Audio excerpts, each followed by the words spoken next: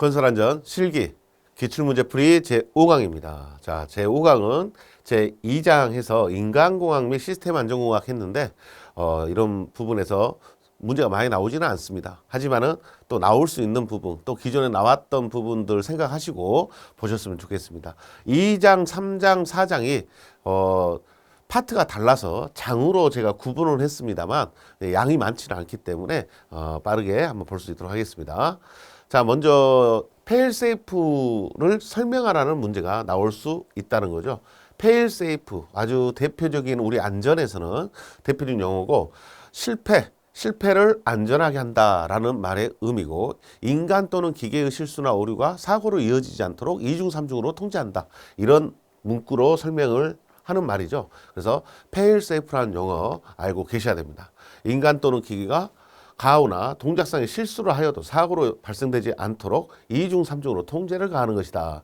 페일세이프의 용어 봐놓으셔야 되고요. 페일세이프하고 짝꿍이 되는 게 풀프루프라는 용어가 있습니다. 그래서 풀프루프라는 용어도 여러분들이 같이 봐놓으시면 좋겠는데, 그 이 두 번째로 나와 있죠. 풀프루프라는 간단히 설명하시오. 풀프루프를 간단히 설명하시오. 풀프루프는 인간만 이야기하는 겁니다. 그래서 인간의 실수가 사고로 이어지지 않도록 통제하는 것이다 라고 이야기를 합니다.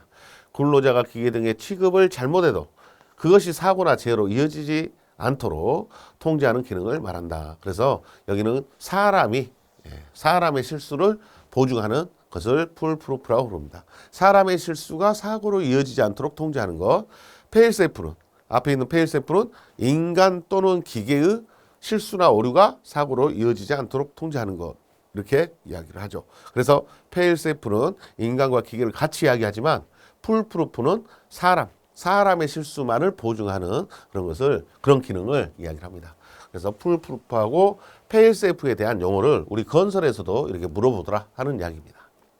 자, 두 가지 용어에 대해서 좀 정리를 확실하게 해 놓으실 필요가 있겠고요. 자, 빈칸을 채우시오. 적정 공기란 산소 농도의 범위가 일반적으로 18% 이상을 이야기하지 않습니까? 그래서 18% 이상, 23.5% 미만, 탄산가스의 농도가 1.5% 미만, 그 다음에 30 ppm을 기준으로 물어보는 게 일산화탄소입니다. 일산화탄소, 그 다음에 10 ppm 기준으로 이야기하는 게 황화수소입니다. 그래서 황화수소의 농도가 10 ppm 미만인 수준의 공기를 말한다. 여러분들이 이런 값들 기억을 좀 해놓으시고 계셔야 되겠죠. 원래는 이렇게 수치를 가로를 쳐서 문제를 일반적으로 낼 수 있는 거잖아요. 적정 공기에 대해서. 그래서 밀폐 공간과 관련된 적정 공기에 대한 조건이 어떤 조건인지를 여러분들이 수치까지 같이 기억을 꼭 해주시기 바랍니다. 출제가 아주 될 수 있는 아주 대표적인 문제죠. 밀폐 공간과 관련된 내용들 중에서도 중요한 문제다라고 생각이 듭니다. 18, 23.5, 탄산가스 15%, 1.5%, 일산화탄소 30, 또 황화수소 10 ppm입니다. 기억을 해놓을 만한 문제입니다. 일반적인 소음 대책을 내가시오. 자, 소음 대책을 내시오라고 하면 이 소음 대책은 가장 이제 일반적인 거잖아요. 그냥 문제에서 일반적인 소음 대책 이렇게 물어봤기 때문에 대부분 다 여러분들 소음원의 통제, 격리, 소음원의 제거 이런 것들이 떠오르시죠. 또 방음용 기막의 기덕기 착용, 또 백그라운드 뮤직, BGM 사용 이런 것들도 다 답이 됩니다. 그래서 네 가지를 써라 그러니까 소음원의 통제, 소음의 격리, 또 차폐장치 흡음재 사용, 또 배경음악 BGM이라고 불렀던 거죠. BGM 사용, 그 다음에 방음 보호구 사용. 여러분들이 네 가지 정도는 쉽게 쓸 수 있을 것 같다라는 생각이 듭니다. 일반적인 소음 대책 이렇게 물어봤을 때 소음원의 통제, 격리, 흡음재 사용, 방음 보호구 사용, 또 배경 음악 사용 여러 가지 답을 쓸 수 있으면 되겠습니다. 소음 대책 어렵지 않습니다. 쉽게 쓸 수 있어야 되고요. 근로자가 소음 작업, 강렬한 소음 작업 또는 충격 소음 작업에 종사하는 경우에 근로자에게 알려야 하는 내용 세 가지를 써라. 자, 소음 작업에 종사할 때 알려야 되는 내용을 세 가지 써라는 이야기예요. 그래서 근로자들에게 알려야 하는 내용 이렇게 물어보는데요. 당연히 소음 작업에 종사하니까 이 소음의 크기가 어느 정도인지를 알려줘야 되겠죠. 그래서 작업장 내에 소음이 어느 정도 수준인지를 알려줘야 되고, 그 소음 때문에 근로자가 어떤 영향을 받을 수 있는지 알려줘야 되고, 또 그것들을 이런 위험성이 있기 때문에 보호구를 착용해야 된다는 것에 대해서 이야기를 하겠죠. 그래서 세 가지가 소음 수준, 작업 장소의 소음 수준을 알려줘야 되고 이 정도 소음 수준이면 인체에는 어떤 영향을 줘, 증상은 어떻게 나와 이렇게 알려주고 이걸 방지하기 위해서 보호구를 우리가 적정한 보호구를 선정하고 착용해야 돼라고 설명을 해줘야 되겠죠. 그래서 소음 작업에 대해서 알려줘야 할 사항 1번, 2번, 3번. 그래서 지금 여기에서는 이 3번이 이제 여러분들이 좀 공부를 할 내용이고 챙겨야 될 내용이고 4번까지 내용은 이제 기본적인 문제라고 생각이 듭니다. 그래서 여기 4번까지 나왔던 문제까지는 여러분들이 충분히 쓰실 수 있는 문제라고 그렇게 만드셔야 돼요. 충분히 쓸 수 있도록 만드셔야 되고 지금 여기에 나왔는 이 부분만 여러분들이 좀 챙기신다 생각하면 되겠습니다. 소음 작업에 종사하니까 작업 장소의 소음 수준이 어느 정도고 인체에 미치는 영향과 증상, 보호구의 선정과 착용 방법 이것들을 주지시킨다. 6번입니다. 사고의 배후 요인 4M, 4M을 쓰시오 그랬어요. 사고의 배후 요인, 맨, 머신, 미디어, 매니지먼트 이걸 이야기를 하고 있죠. 맨, 머신, 미디어, 매니지먼트 이것을 사고의 배후 요인 4M이다 라고 이야기합니다. 맨, 머신, 미디어, 매니지먼트 이렇게 이야기를 하고요. 7번입니다. 동기부여와 관련된 이론이다. 알맞은 내용으로 빈칸을 채우시오. 욕구의 단계에서 매슬로우의 욕구 5단계죠. 매슬로우라는 사람의 욕구 5단계 생안사, 존자 이렇게 우리가 기억했던 욕구 5단계고 허즈버그의 이 요인론에서 위생요인과 동기요인이 있죠. 위생요인과 동기요인인데 위생요인, 동기요인 이렇게 쓰셔야 됩니다. 자, 여기가 고차원적 욕구잖아요. 그러니까 동기요인도 위에다가 위생요인은 아래다가 이렇게 쓰셔야 된다는 거. 습관적으로 위생요인, 동기요인 이렇게 써버리면 안 된다. 이거 실수다. 실수로 틀려버린다. 그 다음에 ERG 이론도 관계욕구가 가운데 있잖아요. 근데 제일 밑에가 뭐예요? ERG exist 해서 존재욕구가 제일 아래에 있죠. 존재욕구가 제일 밑에 있어야 되고 관계욕구, 성장욕구, growth 해서 ERG 이론이라고 부르죠. 존재욕구, 관계욕구, 성장욕구 이렇게 밑에서부터 쓸 수 있어야 된다는 거죠. 이 표가 나왔을 때 많은 사람들이 실수를 했습니다. 위에서부터 아래로 써가지고 옆에 있는 욕구 단계하고 수준을 맞게 써야 되는데 그냥 애운 대로 써버린 거죠. 이렇게 써버리니까 다 틀려버리는 점수를 1점도 못 얻는 결과를 얻을 수 있다는 얘기죠. 자, 동기부여 이론 우리 메슬로우, 허즈버그, 알더퍼, 맥그리거 그다음에 데이비스 이런 사람들도 있지 않습니까? 그런 사람들의 이론도 같이 챙겨보셔야 될 부분입니다. 자, 급하게 답을 쓰지 않으셔야 되겠죠. 천천히 좌우를 살피면서 답을 쓰셔야 될 부분이다. 허즈버그의 이 요인이다. 각각의 요인에 해당하는 내용을 쓰시오. 지금은 이제 허즈버그의 이 요인이 위생 요인과 동기 요인 이렇게 두 가지가 나눠지잖아요. 그래서 각각의 요인에 해당되는 거. 위생 요인에 해당되는 것은 좀 물질적인 거였죠. 동기 요인은 정신적인 거였어요. 그래서 일반적으로 성취감, 또 도전감, 책임감 이런 것들이 있고 위생 요인은 금전, 지위, 안전, 관리, 감독 이런 것들이 위생 요인에 해당이 됐었죠. 자, 작업 환경이나 지위나 임금 또는 안전 이런 것들, 안전, 도전감, 성취감, 책임감, 일 자체가 좋아서 이렇게 동기요인적으로 작용한다라고 볼 수 있죠. 일 자체도 포함이 되고 여기도 안전 또 이런 것들이 포함이 됩니다. 위생요인하고 동기요인 두 가지씩만 쓰면 되니까 이 중에서 떠올리실 수 있어야 되겠죠. 예.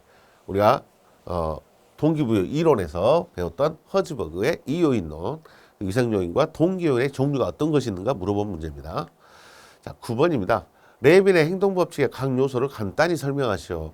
레빈의 행동법칙은 인간의 행동, behavior는 function, person과 environment 이렇게 해서 나타냈던 식이었죠. 그래서 인간의 행동은 개체와 심리적 환경에 의해서 결정된다라고 이야기했던 거예요.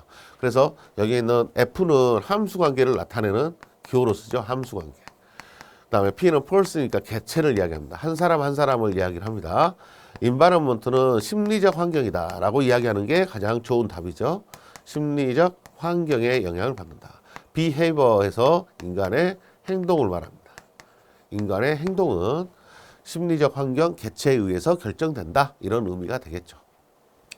그래서 이제 개체라고 이야기했을 때 이렇게 개체라고 이야기했을 때 구체적인 내용으로는 연령이나 경험이나 심신 상태, 지능 이런 것들이고 심리적 환경은 인간관계 또는 작업 환경 이런 것들이 심리적 환경에 영향을 주는 요소다라고 이야기를 할 수 있습니다.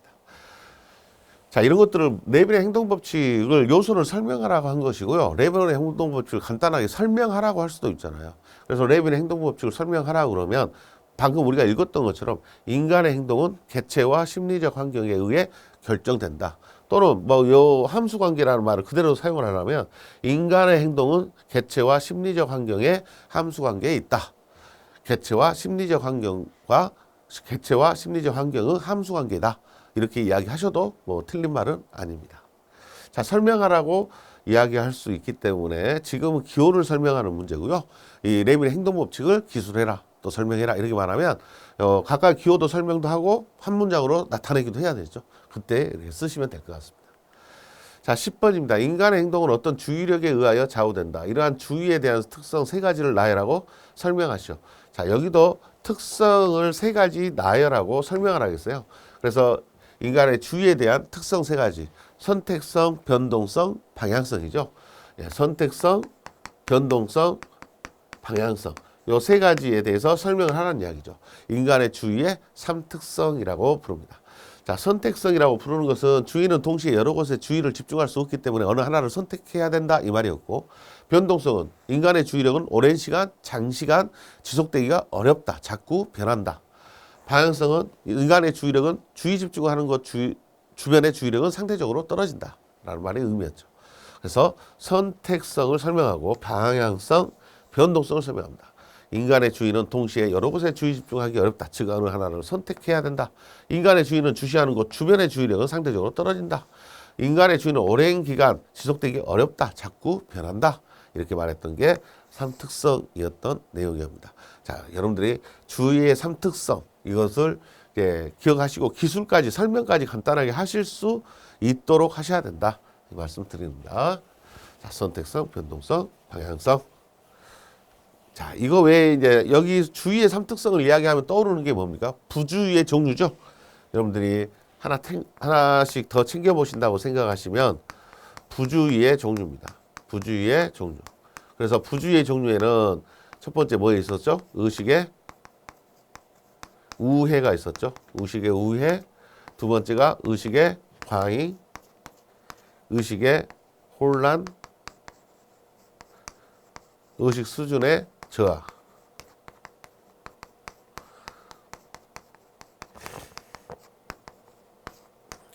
또 의식의 단절 이런 게 있었어요. 의식의 단절. 이러한 것들이 이제 부주의의 종류죠. 부주의의 종류로 이렇게 5가지가 있습니다. 이런 것들을 쓰라고 나온다고 해서 우리가 뭐 못 쓸 것은 아니잖아요. 예, 부주의의 종류에 대해서 쭉 한번 기술도 한번 해보는 것도 여러분들이 정리해 볼 만한 내용입니다. 자, 주의의 3특성에 대해서 설명하라는 문제입니다. 자, 11번은 청각장치를 사용하는 경우가 유리한 경우. 청각장치하고 시각장치 기억나시죠? 그래서 청각장치가 사용하는 경우가 유리한 경우에는 자, 전달하고자 전원이라고 부르죠. 전원. 전원이 길다 짧다. 자, 청각장치일 때는 전화로 하는 것이라고 생각을 하겠죠. 전원이 짧다. 전원이 짧을 때 사용을 하고요. 수신자가 어두운 장소에 있을 때 글자가 안 보이니까 전화를 하는 게 더 유리하다. 어두운 장소에 있을 때. 또 수신자가 시각계통이 과부하일 때 이때는 전화가 더 유리하죠. 자, 이런 것들은 또 청각장치 유리할 때는 급할 때죠. 촉각을 다룰 때 아주 급할 때 이렇게 여러분들이 떠올리시면 하나하나 떠올리시면 청각장치하고 시각장치하고 서로 반대니까요. 전원이 간단하다, 짧다, 재참조되지 않는다, 시간적인 사상을 다룬다, 즉각적인 행동을 요구한다, 수신자의 시각계통이 과부하다. 이런 말들로서 4가지를 만들 수 있으면 되겠습니다. 청각장치, 전원이 짧을 때, 간단할 때, 뭐 내 짧을 때, 간단할 때는 말이 좀 물론 다르죠. 짧다고 간단하다고는 의미가 다르니까 다 답이 됩니다. 편하게 쓰셔도 될 것 같고요. 즉각적인 행동 또는 과부하일 때 또는 재참조되지 않을 때 이걸 반대로 쓰면 전부 시각장치가 유리할 때가 돼요. 그러니까 여러분들 청각장치가 유리한 경우 기억하시면 시각장치는 쉽게 쓸 수 있겠네요. 자, 12번이 시각장치 사용하는 경우가 유리한 경우 4가지입니다. 반대로 쓰시면 됩니다. 자, 앞에 있던 청각장치하고 비교하시면 될 것 같고요. 자, 13번 바이오리듬의 종류 3가지입니다. 바이오리듬의 종류에는 PSI죠. PSI. 마치 압력의 단위하고 같은 기호를 갖고 있어서 암기하기는 쉬울 것 같아요. 그래서 P, 육체적 리듬이죠. 육체적 리듬, 감성적 리듬, 지성적 리듬입니다. 육체적 리듬, 감성적 리듬, 지성적 리듬 3가지로 구분할 수 있고요. 이것의 주기는 23일, 28일, 33일이죠. 33일. 그래서 23일만 기억을 하시면 플러스 5씩 늘어난다. 플러스 5씩 늘어나기 때문에 주기를 기억하는 것은 어렵지 않습니다. 색깔로도 구분하죠. 육체적 리듬, 청색, 감성적, 적색, 지성적, 녹색으로 표시가 된다는 거. 자, 여기까지라도 정리를 하시면 좋겠습니다. 지금 종류만 물어봤어요. 종류만 물어봤기 때문에 이렇게 간단한 문제지만 이런 문제가 발전이 되면 이런 부분들까지 더 좀 포괄적으로 물어볼 수 있는 문제로 진행될 수 있다라고 생각을 하시면 좋겠습니다. 자, PSI, 육체적, 감성적, 지성적 리듬 이런 바이오 리듬에 대해서 물어보는 문제였습니다. 14번입니다. 근로자의 건강을 보호하기 위한 위생시설의 종류 4가지 써라. 이제 위생시설에 대한 내용이 우리 산업안전보건법에 있죠. 근로자가 일을 하다가 땀을 많이 흘리거나 또는 뭐 물질과 접촉이 되거나 이렇게 곤란한 상황이 됐을 때 위생시설이 없어버리면 그런 부분들하고 계속 접촉을 하고 있어야 되잖아요. 유해물질이 묻은 작업복을 계속 입고 퇴근을 해야 된다. 이렇게 생각하면 안 되기 때문에 위생시설의 종류를 갖추도록 하고 있습니다. 자, 세면 목욕시설 당연히 있어야 되고요. 그 다음 세탁시설, 또 수면시설. 요즘 이제 위생시설의 종류에는 이제 교대 근무나 24시간 돌아가는 현장들이 있지 않습니까? 그런 부분에서는 휴식을 할 수 있는 시설이 있어야 된다. 그래서 휴게시설 이런 것들이 필요로 하게 됩니다. 자, 위생시설의 종류입니다. 휴게시설, 세면 목욕시설, 세탁시설, 탈의시설, 수면시설 이러한 것들이 필요로 하다라고 이야기합니다. 위생시설의 종류 4가지입니다. 건설 현장도 마찬가지죠. 먼지가 많이 분진이 많이 발생이 되고 또 야외 작업을 하다 보니까 이렇게 여름철에는 땀도 많이 흐르게 되고 그래서 이런 시설들을 갖추고 작업을 시켜라 하는 이야기입니다. 자, 다시 한번 봅니다. 위생시설 종류는 세면 목욕시설, 그 다음에 탈의시설, 휴게시설, 세탁시설, 수면시설 뭐 순서는 상관없으니까요. 여러분들 기억하기 쉬운 대로 정리하시면 좋겠습니다. 15번입니다. 적응 기제에서 방어적 기제 2가지하고 이제 적응 기제에 대해서 이야기하는데 방어적 기제라는 게 있지 않습니까? 도피적 기제라는 게 있어요. 그래서 방어적 기제와 도피적 기제 해서 이제 방어적 기제라고 부른 것은 합리화, 동일화 이런 것들이 동일시, 합리화, 승화, 보상 이런 것들이 있었죠. 도피적 기제는 이제 어감이 안 좋았죠. 억압, 도피, 도피적인 억압, 퇴행 이런 것들이 있었죠. 억압이나 퇴행, 억압하고 퇴행 또 백일몽도 있었죠. 백일몽 이런 것들이 어감이 좀 안 좋은 것들이었죠. 그래서 승화, 보상, 합리화, 투사 이런 것들이었고 퇴행, 억압, 고립 또는 백일몽도 포함을 한다. 백일몽, 망상이라겠죠. 또 승화, 보상, 합리화, 투사, 동일시하는 거 이런 것들도 방어적 기제에 해당이 된다라고 여러분들이 기억나실 거예요. 자, 방어적 기제, 도피적 기제 이렇게 구분하실 수 있도록 하시기 바랍니다. 자, 이런 것들이 이제 중간중간에 우리 건설 실기 필답형 시험에서 이런 것들이 툭툭 튀어나온다는 이야기죠. 그러면 순간적으로 기억이 안 날 수 있어요. 기억이 안 날 수 있으니까 여러분들 이렇게 기존에 나왔던 문제들이잖아요. 그러니까 이런 문제들 나왔을 때 이걸 내가 자연스럽게 기억에 떠오를 수 있도록 준비하시도록 하셔야 됩니다. 이거 뭐였지? 막 자꾸 이렇게 되면 이제 생각이 안 나죠. 그래서 이렇게 머릿속으로 여러분들 필기 때부터 봐왔던 이런 과목들이잖아요. 그래서 이런 부분들에서 나름대로 정리를 다시 한번 할 필요가 있다. 지금 나오는 문제들이 뭐 많이 나와서 하는 게 아니라 나와야 뭐 한 문제, 두 문제 아닙니까? 그래서 이런 2장, 3장, 4장에서는 한 문제, 두 문제 정도 출제가 된다. 그렇게 생각하시면 편하게 여러분들 읽어보시고 기억나는지 내가 이것들을 쓸 수 있는지 이런 것들 확인 한번 해보셔야 돼요. 인간 오류 분류 중에서 원인에 의한 분류 3가지가 있다. 원인에 따른 분류 이렇게도 부르고요. 레벨적 분류라고 합니다. 여기에 레벨적 분류란 말까지 써줬어요. 친절하게 레벨적 분류. 프라이머리 해라, 세컨다리 해라, 코맨드 에라. 이렇게 세 가지로 나누죠. 예, 프라이머리, 세컨다리, 코맨드. 그래서 작업자가 잘못된 거, 작업 조건이 또 어쩔 수 없는 에라. 이렇게 이야기했었죠. 분류 세 가지를 써라 했기 때문에 지금 설명하라는 말은 없잖아요. 설명하라는 말이 없기 때문에 설명은 굳이 안 하셔도 됩니다. 프라이머리, 세컨다리, 코맨드 에라. 이 세 가지의 에라만. 자, 설명하라 그러면 여러분들 뭐라고 누가 실수한 거? 작업자가 실수한 거. 작업자가 실수하여 발생되는 작업자의 실수로 발생된 에라. 실수로 발생된 에라. 이렇게 기술하시면 되네요. 여기는 작업 조건 또는 작업 환경의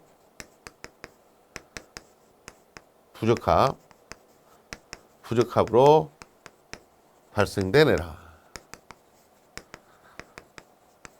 이렇게 쓰시면 되고, 코맨드 에라는 물질, 에너지의 공급이 없어.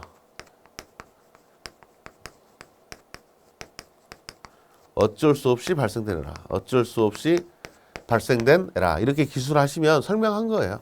그래서 여러분들이 인간의 오류 중에서 레벨적 분류 또는 원인에 따른 레벨적 분류 이렇게 부르죠. 원인에 따른 레벨적 분류에 대해서 물어봤을 때. 근데 실제 더 중요한 일반적인 내용이 스웨인의 심리적 분류거든요. 스웨인의 심리적 분류라는 게 있는데, 심리적 분류가 했던 오미션 에라, 커미션 에라, 타임 에라, 시퀀셜 에라, 익스트라니우스 에라, 이런 에러가 있었잖아요. 오미션 에라는 생략 에러였고요. 우리말로 쓰셔도 돼요. 생략 에라, 수행적 에라, 시간 에라, 순서 에라, 과잉 작업 에라, 이렇게 있었던 거 있죠. 과잉 작업 에라. 스웨인이 이야기했던 심리적 분류, 이거에 대한 에러의 종류를 쓰는 것도 충분히 나올 수 있는 거잖아요. 예, 이것보다 이게 더 널리 이야기가 되는 에러의 종류니까. 그래서 이거 두 개가 짝꿍이다. 원인의 레벨적 분류하고 스웨인의 심리적 분류하고 이거 두 가지를 쓸 수 있잖아. 생략이라니까 필요한 작업을 하지 않은 거죠. 여기는 필요한 작업을 불확실하게 한 거고, 시간 지연에 의한 에라, 순서 잘못에 의한 에라, 불필요한 작업을 괜히 한 거죠. 여기는 불필요한 작업을 실시하여 발생한 에라, 불필요한 작업을 하여 발생한 에라, 불필요한 작업을 수행하여 발생한 에라, 이렇게 이야기를 하면 됩니다. 그래서 심리적 분류 이 부분도 여러분들이 교재 기본 이론서에 한번 참고해서 정리를 한번 해보실 필요가 있다.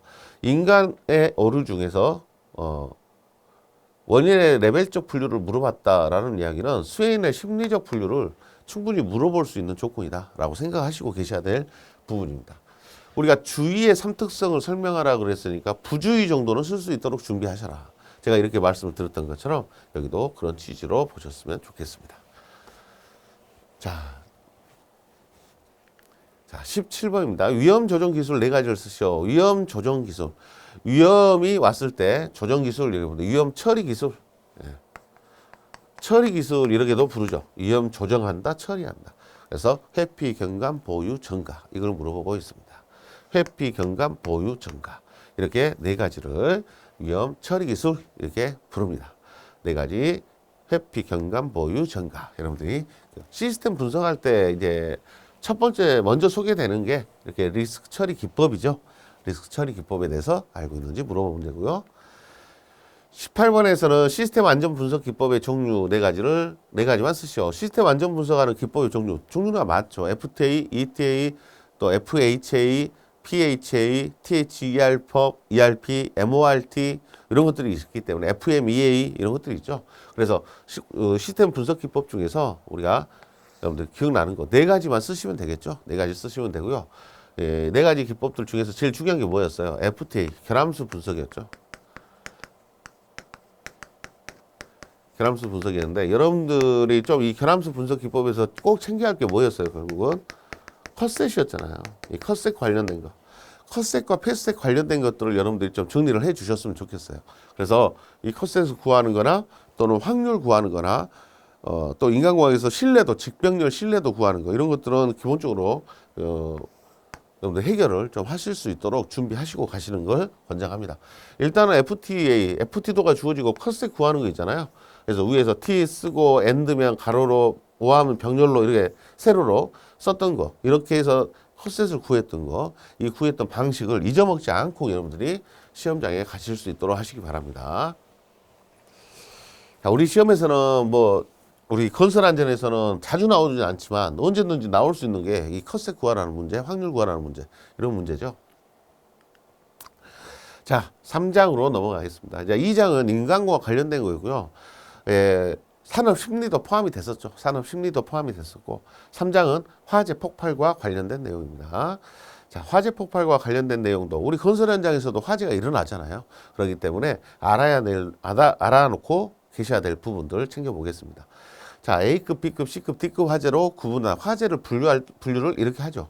그래서 A, B, C, D급 화재를 구분해봐라 하는 이야기예요. 그래서 누전은 무슨 화재겠어요?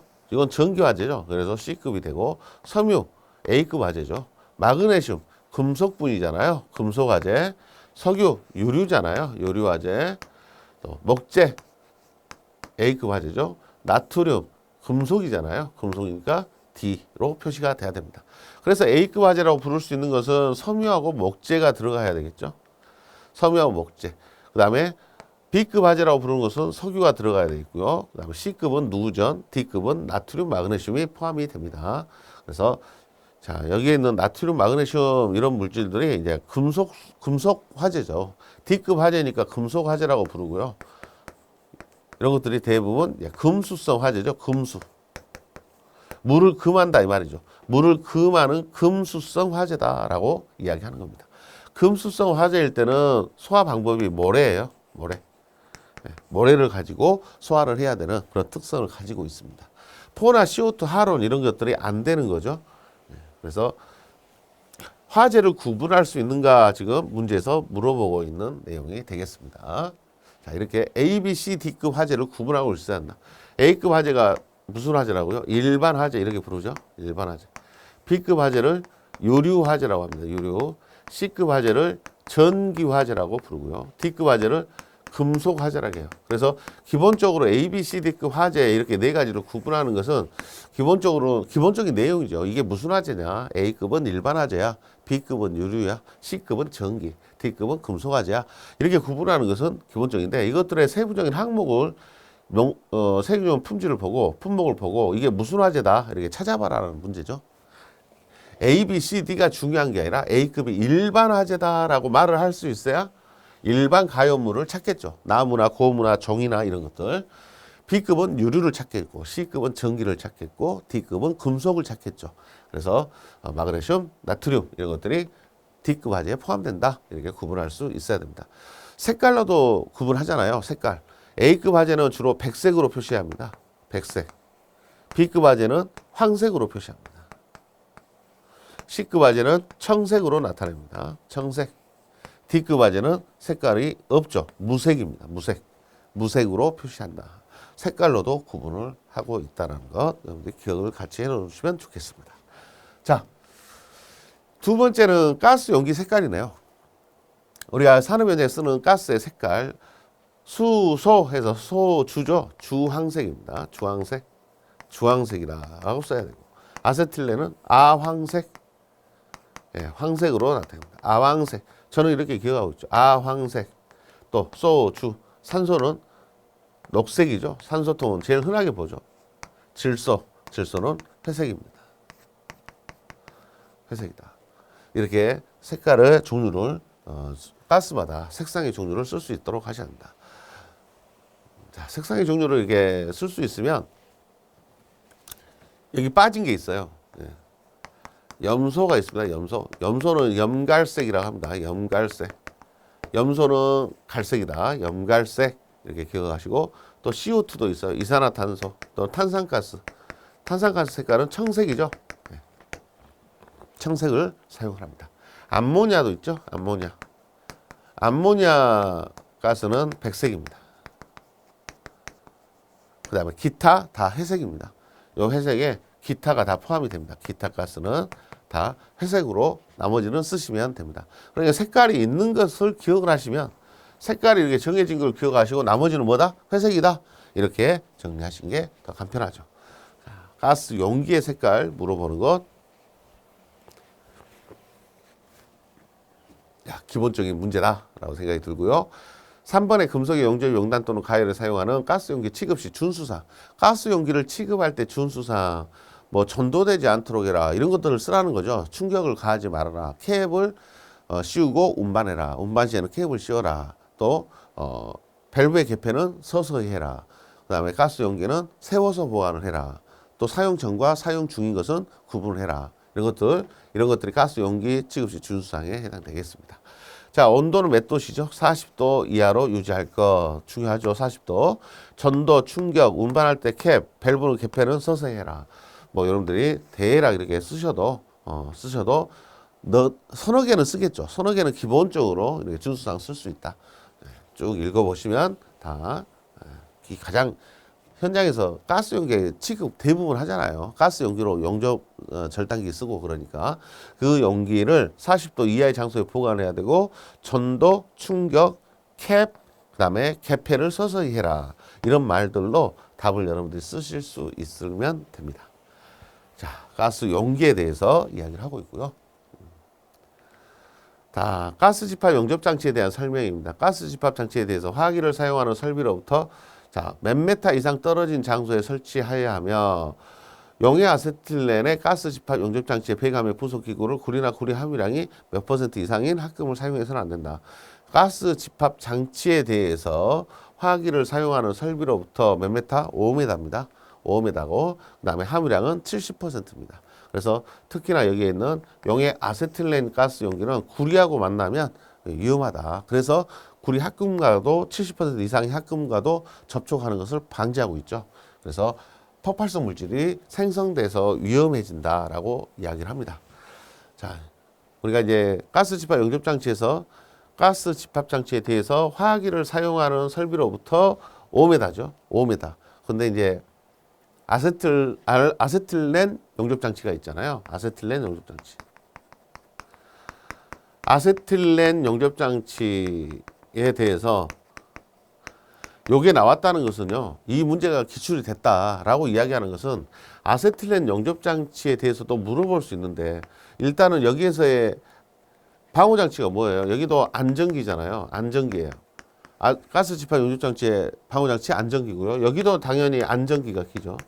안전기가 키고, 이 아세틸렌 용접 장치에서는 발생기라는 게 있어요. 발생기가 있어요. 발생기에서는 5m. 그다음에 발생기실에서는 3m. 3m 이상 떨어져야 된다. 지금 여기서 가스 집합 장치는 5m잖아요. 발생기에서도 5m 똑같아요. 근데 발생기실이라고 하면은 3m 이상 떨어져야 된다는 거. 이런 수치를 또 물어볼 수 있다라고 생각을 하셔야 됩니다. 이것과 이것이 짝꿍으로 같이 기억을 해 주실 만한 내용입니다. 발생기는 5m, 발생기실은 3m. 아세틸렌 가스를 만들어내는 장치를 뭐라 해요? 발생기라고 해요. 그래서 이 발생기에는 카바이트가 들어있다. 네, 카바이트가 들어있는 이 발생기에서는 5m, 발생기실에서는 3m 이격을 시켜야 된다. 화기를 사용하는 걸 금지해야 된다. 이런 의미가 되죠. 자, 이것까지 같이 좀 챙겨보시면 좋겠고요. 5번입니다. 지하 공간에서 작업 시 유해가스로 인한 재위험이 있다. 따라서 가스 농도를 측정하는 자를 지정해야 된다. 이때 가스 농도를 측정하는 시점 3가지를 쓰라. 가스 농도를 측정을 언제 하냐 이걸 물어본 거예요. 가스 농도 측정을 언제 하겠냐. 일반적으로 지하 공간이니까 밀폐 공간이잖아요. 밀폐 공간 작업을 할 때 가스 농도 측정하는 것은 작업이 들어가기 전에 먼저 확인을 하겠죠. 매일 작업을 시작하기 전에 한번 해야 되고요. 가스의 누출이 의심될 때 합니다. 냄새가 난다 뭐 이런 말 나올 때. 그 다음에 가스가 발생하거나 정체할 위험이 있는 장소가 있을 때. 가스가 발생하거나 또는 정체할 위험이 있는 장소가 있는 경우에 가스를 측정을 한다. 자, 언제 한다? 작업 시작 전에 한다. 그다음에 누출이 의심될 때. 가스가 발생하거나 정체할 위험이 있는 장소가 있는 경우에, 이런 경우에는 가스 농도를 측정을 해야 한다. 이렇게 3가지로 구분합니다. 자, 밀폐 공간에서의 가스의 농도 측정 언제 하는가를 물어보는 내용입니다. 유해가스로 인한 재위험. 그래서 가스 농도 측정을 해야 되고 가스 농도를 측정하는 시점을 물어보고 있습니다. 전에 해야 한다. 의심이 있을 때, 발생하거나 정체될 위험이 있는 장소가 있을 때. 자, 이제 네 번째 장으로 전기 안전입니다. 자, 4장 제 전기 안전, 전기와 관련된 문제들이 어떤 것들이 출제가 됐는지를 살펴보겠습니다. 자, 첫 번째, 감전 시 인체 위험 정도를 좌우하는 요소 세 가지 써라. 감전이 됐을 때 인체 위험 정도를 좌우한다. 위험 정도를 좌우한다. 이렇게 물어봤을 때 세 가지 요소, 이 말은 의미는 감전의 1차적 요소를 물어본 거죠. 통전 전류의 크기, 통전 경로, 통전 시간, 통전 전류의 크기, 통전 시간, 통전 경로, 전원의 종류, 이렇게 네 가지가 감전을 결정하는 주된 요소입니다. 산업안전에서 전기 공부를 하신 분들은 가장 기본적으로 알고 있는 내용입니다. 전류의 크기, 통전 시간, 통전 경로, 전원의 종류, 이렇게 네 가지가 인체의 위험 정도, 감전이 됐을 때 얼마나 영향을 크게 주냐, 감전이. 이걸 결정할 때 전류의 크기, 통전 시간, 통전 경로, 그다음에 전원의 종류, 이렇게 네 가지가 가장 중요한 요소다. 이렇게 이야기를 하거든요. 근데 이제 우리 건설 안전만 지금 공부를 하신 분일 경우에는 이 전기와 관련된 내용을 들어보지 않았기 때문에 이런 게 생소할 수 있어요. 전기 과목이 없기 때문에. 하지만 우리 문제에서 이렇게 한 번씩 건설 현장에서도 감전 사고가 일어나잖아요. 그러니까 문제 낸 사람은 이런 것들을 산업안전에서 다루고 있는 중요 내용들을 끌어다가 이렇게 한 번씩 던진다는 이야기예요. 그래서 한 번이라도 이렇게 보신 분들이야 뭐라고 쓰겠지만 산업안전 공부를 안 하시고 건설안전 공부를 바로 오신 분들은 이런 부분들이 상당히 생소하게 보일 수 있습니다. 자, 누전 차단기입니다. 이제 감전 방지를 위해서, 누전에 의한 감전 방지를 위해서 가장 중요한 게 누전 차단기잖아요. 그래서 누전 차단기의 성능에 대해서 물어본 거네요. 전기 기기에 접속된 누전 차단기는 전격 감도 전류가 30mA 이하이고 동작 시간은 0.03초 이내일 것. 다만 전격 전부하 전류가 50A 이상일 때에는, 전류를 많이 쓸 때에는 이 말이에요. 접속되는 누전 차단기가 전격 감도 전류 얼마 이하로 200mA, 200mA 이하, 동작 시간은 0.1초 이내일 것. 이렇게 해줄 수 있다는 이야기야. 30mA에 0.03초, 50A 이상일 경우에는 200mA에 0.1초, 이런 값들을 사용을 해서 여기 칸을 채울 수 있어야 된다. 자, 그러면 이 문제 어려운 문제 아니에요. 똑같은 말씀을 드릴 수밖에 없어요.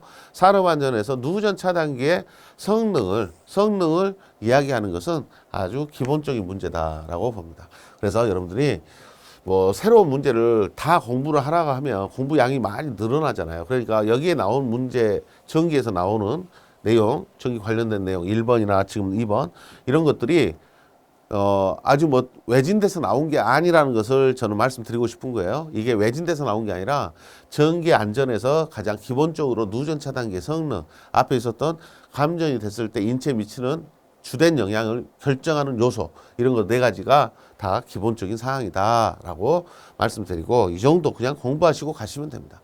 그래서 더 찾아보려고 하지 말아라. 더 찾아보지 않더라도 이 정도 그냥 하시고 공부하시고 가시면, 이 정도만 하시고 가셔도 여기에 나올 수도 있고 안 나올 수도 있고 전기 문제가 하나도 안 보일 수도 있거든요. 그러니까 너무 여기 비중을 크게 두지 말고 나온 것만 보고 가자. 3번입니다. 감전 위험을 방지하기 위하여 누전 차단기 설치가 필요한 장소 세 곳을 쓰셔. 자, 누전 차단기를 설치를 해야 될 장소. 일단은 대지 전압이 150V 초과하는 장소. 그다음에 누전이 될 확률이 높은 데예요. 누전 차단기 설치가 필요하다 이 말은 누전 될 확률이 높네. 누전 위험이 높은 장소네. 이렇게 생각을 하셔야 돼요. 누전 위험이 높으니까 누전 차단기를 설치해서 안전하게 하려고 하는 거죠. 자, 대지 전압이 150V 초과하는 이동형 또는 휴대용 전기기계이고, 물 등 도전성이 높은 액체가 있는 수변 장소에 사용하는 저압용 전기기계이고, 철판, 철골이 등 도전성이 높은 장소에서 사용하는 이동형 또는 휴대용 전기기계이고, 임시 배선에 전로가 설치되는 장소에서 사용하는 이동형 또는 휴대용 전기기계이고, 이렇게 정해져 있습니다. 자, 물이 많은 장소, 철판, 철골이 등 도전성이 높은 장소, 임시 배전에 선로가 설치되는 장소, 물 등 도전성이 높은 액체가 있는 수변 장소, 이렇게 장소가 정해진 거죠. 이런 장소에 뭐가 있다? 누전 차단기를 설치하라고 하고 있다. 왜? 이런 장소에는 누전이 잘 된다 이 말이죠. 물이 있고 철이 있고 임시 배선 전로가 설치된다 이 말은 임시로 전기를 끌어다 쓴다는 이야기잖아요. 그래서 상당히 위험하게 소홀하게 관리된다 이렇게 생각을 하기 때문에 그렇습니다. 자, 누전 차단기를 설치를 반드시 해야 할 장소. 전압이 150V를 초과하는 대지 전압 150V를 초과하는 이동형 또는 휴대용 전기기계이고 물 등 도전성이 높은 액체에 의한 수변한 장소, 철판, 철골이 등 도전성이 높은 장소, 임시 배전 선로를 사용하는 장소 여기에다가는 누전 차단기를 설치를 해야 된다. 자, 누전 차단기 설치 대상입니다. 자, 여러분들이 여유가 되면 챙겨주시기 바랍니다.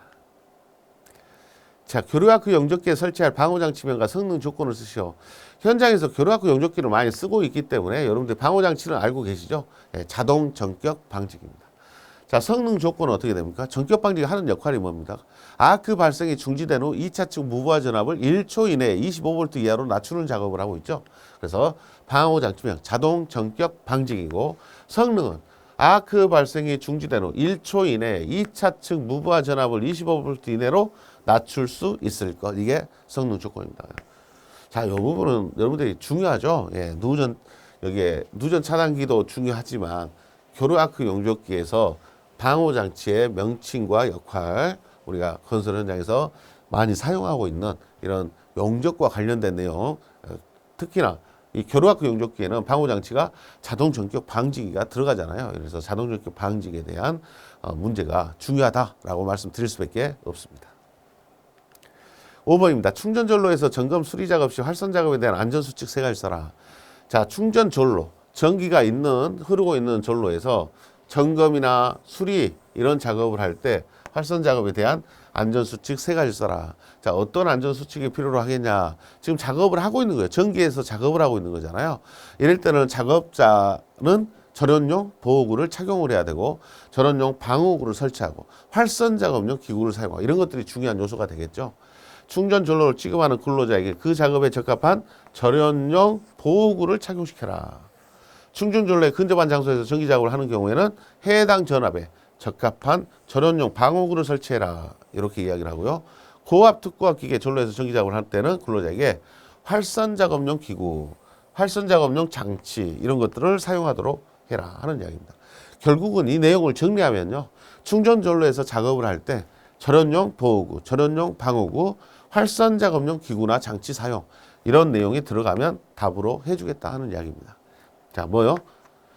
전기가 살아있는데 작업을 하고 있잖아요. 활선 작업은 충전 전로란 말은 전기가 흐르고 있는 장소, 전기가 있는 장소예요. 그러니까 절연용 보호구 착용, 절연용 방호구 설치, 활선 작업용 기구나 장치를 사용하도록 한다. 이런 내용이 들어가 있으면 좋은 답이 될 것이다. 자, 이런 문구들을 빼먹으면 답이 안 되잖아요. 그러니까 제일 핵심적인 용어는 절연용 보호구, 절연용 방호구, 활선 작업용 기구나 장치 사용한다. 이 말을 문장에다가 꼭 넣으시면 다 답으로 처리가 될 거라고 생각합니다. 자, 6번입니다. 전기 기계 기구 또는 전로 등의 충전 부분에 대한 감전 방지 대책 세 가지로. 전기 기계 기구 또는 전로 등의 충전부에 대한 감전 방지 대책이에요. 충전부에 대한 감전 방지 대책. 자, 충전부에 대해서 감전을 방지하기 위해서 앞에 문제하고 구분을 하셔야 되는 게 앞에 문제는 이제 전기 작업을 하는 사람들이 어떻게 해야 되냐 이거 물어본 거죠. 그래서 활선에 쓰는 기구를 장치를 사용을 해야 된다 이렇게 이야기를 한 거였잖아요. 여기는 충전부가 사람한테 접촉되면 감전되잖아요. 그러니까 감전 안 되게 어떻게 해야 되냐라고 물어본 거예요. 그러니까 여기는 폐쇄형 외암, 방호, 망, 절연 덮개, 절연 물질 이런 것들을 가지고 감싸놔야 된다 이렇게 이야기를 합니다. 자, 여기서 중요한 말은 뭐냐면 충전부가 노출되면 접촉이 돼서 감전이 될 수 있잖아요. 그래서 뭐를 씌워라? 폐쇄형 외암이 있는 구조로 만들어라. 충전부에 충분한 절연 효과가 있는 방호망이나 절연 덮개를 설치를 해라. 충전부는 내구성이 있는 절연 물질로 완전히 감싸라. 4번, 5번은 지금 세 가지만 쓰라 했으니까 1번, 2번, 3번까지만 하시면 됩니다. 4번과 5번은 접근할 우려가 없는 장소, 접근이 금지된 장소에다가 충전부를 설치하라 이런 이야기고요. 자, 중요한 말이 뭐라고요? 폐쇄형 외암, 방호망, 절연 덮개, 절연 물질로 감싼다. 이런 내용들이 들어가 있었을 때 좋은 답이 된다. 자, 1번, 2번, 3번 이 세 가지로 충전부에 대한 감전 방지 대책을 쓸 수 있도록 한번 봐보시기 바랍니다. 자, 실상은 이런 부분도 이제 여유가 있을 때 볼 수 있는 거예요. 그런데 지금 이제 전기 파트를 모아서, 전기 문제를 모아서 여러분들한테 소개하고 있는 그런 시간이니까 이런 문제도 출제가 됐다. 점점 복잡히 좀 문장이 길어지니까 어렵게 보이죠.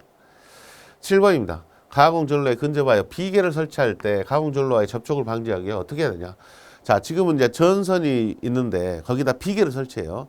근데 비계를 설치할 때 가공전로와의 접촉이 걱정이 돼요. 그럼 어떻게 해야 되겠냐라고 필요한 조치 두 가지를 써라 라고 이야기했습니다. 자, 제일 좋은 건 뭐예요? 전로를 옮기는 거죠. 전로를 옮겨서 공사를 하는 게 가장 좋은 거죠.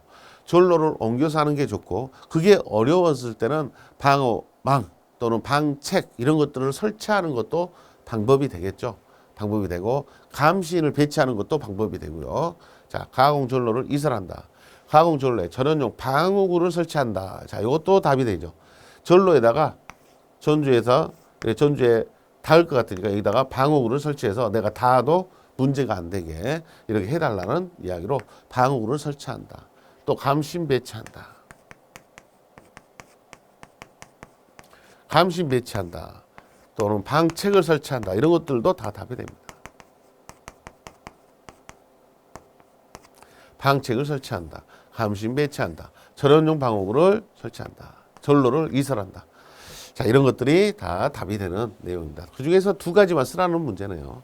자, 이런 문제는 그냥 여러분들 상식적으로 그냥 자연스럽게 받아들이셔야 됩니다. 자, 8번입니다. 고압 발생 근접 작업과 관련된 내용이다. 빈칸을 채우시오. 자, 사업주는 고압의 충전전로에 근접하는 장소에 전로 또는 그 지지물의 설치, 점검, 수리 및 도장 등의 작업을 함에 있어서 해당 작업에 종사하는 근로자의 신체 등이 충전전로에 접촉하거나 해당 충전전로에 대하여 머리 위로는 거리가 몇 센치 이내, 또 신체 발로부터 아래로는 몇 센치 이내로 접근함으로 인하여 감전에 우리가 있는 때에는 해당 충전전로에 전원용 방어구를 설치해야 된다. 전원용 방어구 설치해야 될 기준을 물어보고 있는데, 자, 머리 위 몇 센치, 신체 발로부터 몇 센치, 이렇게 각각의 거리를 쓰라는 이야기입니다. 그래서 머리 위 30입니다. 신체 발로부터 60cm입니다. 60cm 거리가 이내로 접근할 때는 전원용 방어구를 설치해라 라고 이야기를 하고 있고요. 신체 그다음에 보호구를 착용시키고, 다만 해당 작업에 종사하는 근로자에게 전원용 보호구를 착용시키고, 해당 뭐를 착용하는 신체 외의 부분이 해당 충전을 접촉하거나 접근함으로써 인하여 감전 위험이 발생할 우려가 없는 때에는 그러하지 아니하다. 자, 보호구를 착용시키고 전원용 보호구를 착용하는 신체 외의 부분이 이렇게 해야 되겠죠. 그래서 전원용 보호구 이야기를 하고 있습니다. 머리 위 30, 신체 발로부터 60입니다. 머리 위 30, 신체 발로부터 60, 30, 60cm입니다. 그 다음에 전원용 보호구, 앞에가 이제 여기에 전원용 보호구라고 언급을 해줬죠. 전원용 보호구를 착용시키고 해당 전원용 보호구를 착용하는 신체 외의 부분이 충전으로 접촉하거나 접근함으로써 감전 위험이 없는 경우에는 그렇지 아니하다라고 정리 내렸습니다. 자, 지금은 고압 발생 근접작업과 관련된 내용인데, 지금 여기서는 결국 이격거리 물어본 거예요. 머리 위 신체 발로부터 30, 60입니다. 떨어져야 한다. 이 내용을 알고 있는지 물어본 내용으로 가로넣기로 이렇게 출제가 됐었네요. 자, 전기 관련된 문제, 다양하게 출제가 됐는데 가장 대표적인 것은 이제 감전과 관련된 거, 그다음에 누전 차단기 관련된 거, 전격 방지기 관련된 거, 이런 것들이 중요한 요소다라고 생각을 하시면 좋겠습니다. 이렇게 전기 쪽으로 많이 치우쳐서 나오는 문제들은 어떻게 보면 그때 당시에는 틀리게끔 하려고 틀리라는 문제로 출제를 했다, 이렇게 볼 수밖에 없는 내용이 되겠죠. 산업안전을 공부를 한 거하고 그냥 건설을 먼저 공부하신 거하고는 또 이런 문제를 받아들이는 정도가 다르기 때문에 여러분들이 전기 쪽에 좀 어려운 부분 부담된다 그러면은 버리셔도 됩니다. 하지만 챙겨야 될 게 교류아크 용접기의 전격 방지기, 그 다음에 누전 차단기, 그 다음에 감전과 관련된 내용들은 여러분들이 기본적으로 챙겨놓고 가시기를 바랍니다. 자, 이렇게 해서 전기 제4장 과목까지 간단하게 2장, 3장, 4장이 내용이 좀 작잖아요. 그러니까 우리 빈도상으로 아주 낮아요. 출제 빈도상으로 났지만 이런 것들이 나왔습니다 하고 간단하게 소개하는 시간이었다라고 생각하시고 여러분들이 부담 안 되게 나름대로 이 정도는 내가 알고 가야 되겠다 이렇게 정리를 하는 게 중요하다 이렇게 말씀을 드리고 이번 강의 마칠 수 있도록 하겠습니다. 다음 강좌에서 이제 건설과 관련된 본격적인 우리가 가장 열심히 해야 될 장을 시작할 수 있도록 하겠습니다. 자, 수고하셨습니다.